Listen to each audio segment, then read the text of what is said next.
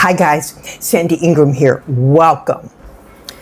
Urgent and important news coming out of the Central Bank of Iraq in Iraq. Iraq is making steps to rejoin the global banking system. And we know as investors there will be little to no currency adjustment until Iraq's banks are able to communicate with banks worldwide, internationally. Now, Iraq was connected to international banks in 1990. Before 1990, the Iraqi banks were a part of the global financial system.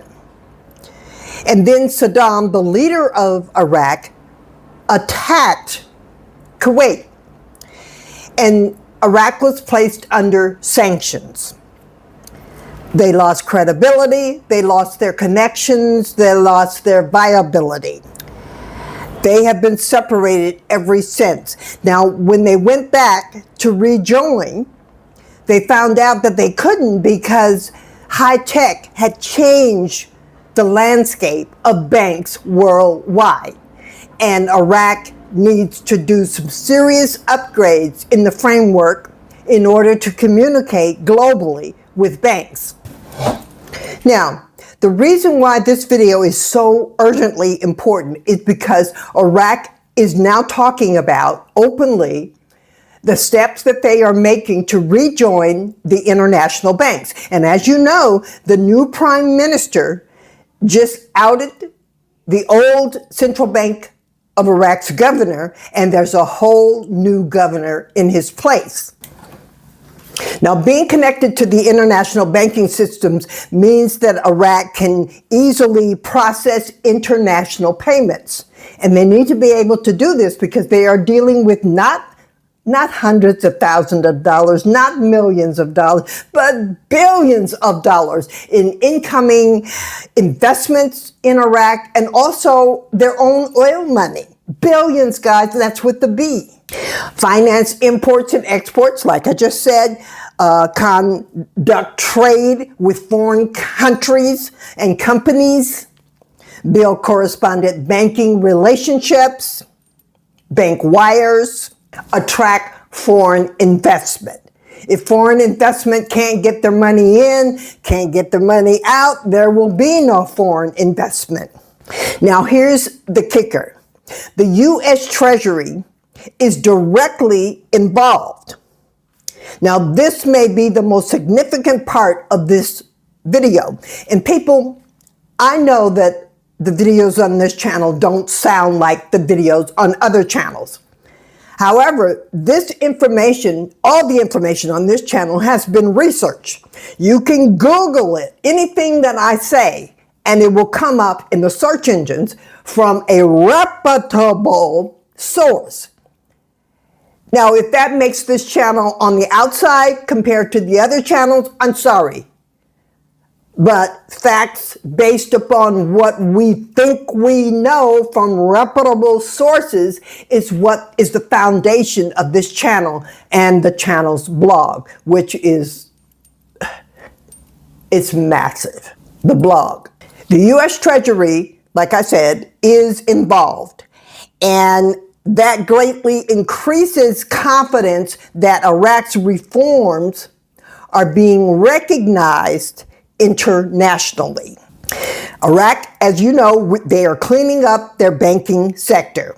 They have had weak compliance in the past, money laundering, financial sanctions, or financing sanctioned activities that go against their sanctions. In other words, through the back door, they've been doing business with Iran. Now, these news articles on major Western news platforms comes after J.P. Morgan announcing plans to establish a presence in Iraq. Reconstructing of the CBI, like I mentioned, expansion of digital banking and electronic payments, banking modernization, and international consulting firms such as Oliver Wyman. Ongoing efforts to attract foreign investments. Now, what this means for IQD investors is this. None of these articles are saying that the IQD is going to go up in a month or even 3 months. But what they are saying is that a pattern is being set and followed that can lead to the increase in the value of the Iraqi dinar. It's a piece of evidence that cannot be ignored that Iraq is continuing to build the financial infrastructure of countries participating fully in the global economy. Just like there's an infrastructure of the country, rail, shipping, export, highways, connections, etc., there has to also be a financial infrastructure. And that is what Iraq is rebuilding. Because while they were under sanctions and I don't know what Iraq was doing. Well, one thing, they were having children after the 2003 invasion. They lost connections with the high-tech world, and now they're playing catch-up. Banking transparency, international compliance, cross-border financial transactions, investor confidence, foreign investment opportunities. Now, the bottom line is this. IQD investors should rate this information as one of the most important banking stories of 2026 because it shows that one, cooperation between the CBI and the U.S. Treasury, that's a good thing, guys, a real good thing.